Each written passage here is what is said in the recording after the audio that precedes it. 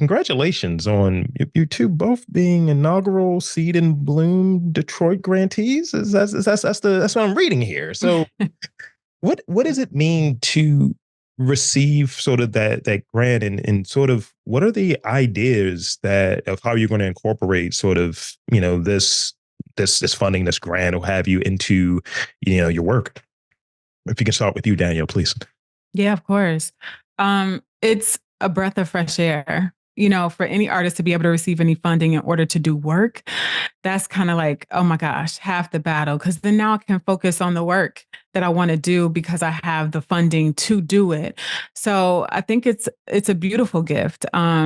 We are also grateful, and it's such an incredible cohort. Not just me and Miss Juanita, but we're amongst some fabulous artists. So I am excited to see all of the things that we decide to put out into the world.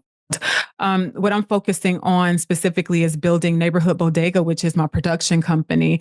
It was once called Conjure Noir Films, but people thought that I was only making like noir films. So I was like, okay, so they're not getting the Conjure Black. So I had to change the name a little bit, and I made it very specific to the two places that I love, which is Detroit and then Brooklyn, because I'm a Detroit baby. Unlike Danielle, I've never considered myself an entrepreneur. And I suddenly realized that it's time that I think of myself in that regard. I've always been very project centered because, especially with documentary, it takes so long to find all the money that is needed to do all the work that is needed. So I've always centered the project and not necessarily my company and my business. So this, I think, opportunity really causes me to shift my thinking and really think about how do I grow a business that works to sustain my practice.